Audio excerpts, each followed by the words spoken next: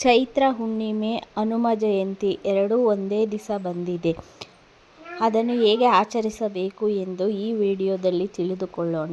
Hi ಎಲ್ಲರಿಗೂ, ನಾನಿವತ್ತು ಈ ವಿಡಿಯೋದಲ್ಲಿ ಹನುಮ ಜಯಂತಿ ಹಾಗೂ ಚೈತ್ರ ಹುಣ್ಣಿಮೆಯ ಬಗ್ಗೆ ಮಾಹಿತಿ ಕೊಡ್ತಾ ಇದ್ದೀನಿ. ಹನುಮ ಜಯಂತಿ ಬರೋದು ಮಾರ್ಚ್ ಅಥವಾ ಏಪ್ರಿಲ್ ತಿಂಗಳಲ್ಲಿ. ಈ ಸಲ ಹನುಮ ಜಯಂತಿ ಏಪ್ರಿಲ್ 2ನೇ ತಾರೀಕು ಬಂದಿದೆ.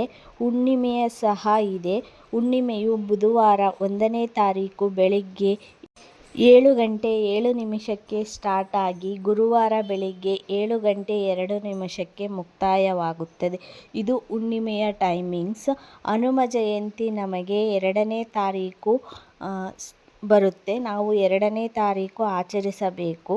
ನಿಮ್ಮ ಇಷ್ಟಾರ್ಥಗಳನ್ನು ಈಡೇರಿಸಬೇಕು ಅಂದರೆ ಸಾಲದಿಂದ ಮುಕ್ತಿ, ಶತ್ರುಗಳ ಕಾಟದಿಂದ ಮುಕ್ತಿಗೆ ಈ ಹನುಮ ಜಯಂತಿಯ ದಿನ ಈ 2 ರೆಮಿಡಿಯನ್ನು ಮನೆಗೆ ಮಾಡಿ ನೋಡಿ. ಶತ್ರುಗಳ ಕಾಟವೂ ಇರುವುದಿಲ್ಲ. ಶ್ರೀರಾಮನು ಆಂಜನೇಯನಿಗೆ ಆಶೀರ್ವಾದ ಮಾಡಿರುವುದೇನೆಂದರೆ, ನೀನು ಚಿರಂಜೀವಿಯಾಗಿರು ಅಂತ ಆಶೀರ್ವಾದ ಮಾಡಿರುವುದು. ಇದನ್ನು ಇವಾಗಲೂ ಆಂಜನೇಯನು ಚಿರಂಜೀವಿ ಆಗಿದ್ದಾನೆ ಎಂದು ನಂಬಲಾಗುತ್ತದೆ.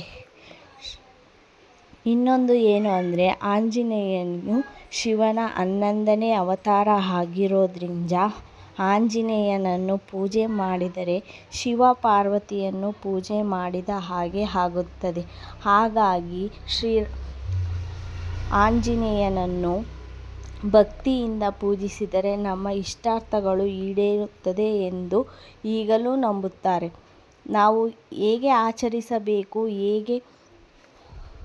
ಹೇಗೆ ಪೂಜಿಸಬೇಕು ಎಂದು ಈ ವಿಡಿಯೋದಲ್ಲಿ ತಿಳಿದುಕೊಳ್ಳೋಣ.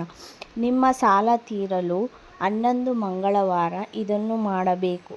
ಏನು ಮಾಡಬೇಕು ಅಂದರೆ, 2 ವೀಳ್ಯದೆಲೆಯನ್ನು ತೆಗೆದುಕೊಂಡು ಅದರ ಮೇಲೆ 1 ಬೆಟ್ಟದ ಅಡಿಕೆಯನ್ನು ಇಡಬೇಕು ಮತ್ತು 6 ಲವಂಗವನ್ನು, ಮೊಗ್ಗಿರುವ ಲವಂಗವನ್ನು ತೆಗೆದುಕೊಳ್ಳಬೇಕು.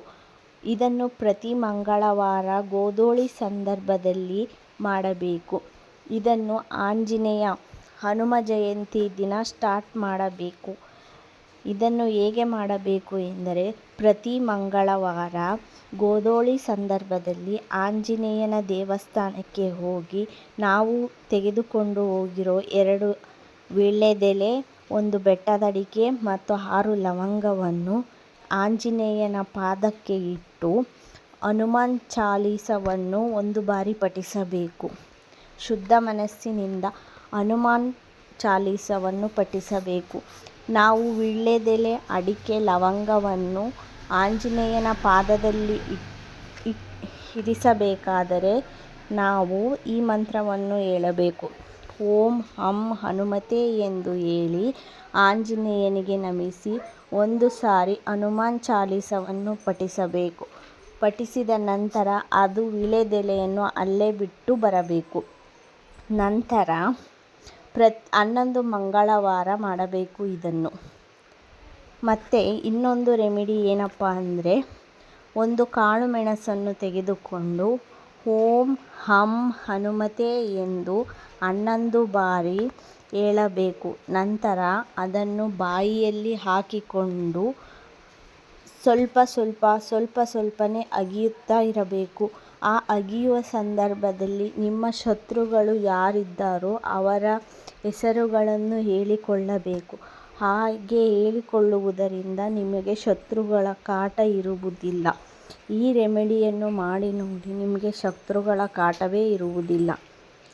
ನಂತರ ಹನುಮ ಜಯಂತಿ ದಿವಸ ನಿಮಗೆ ಸಾಧ್ಯವಾದರೆ 101 ವೀಳ್ಯದೆಲೆಯನ್ನು ತೆಗೆದುಕೊಂಡು ಹಾರ ಮಾಡಿ ಆಂಜನೇಯನಿಗೆ ಅರ್ಪಿಸಬೇಕು.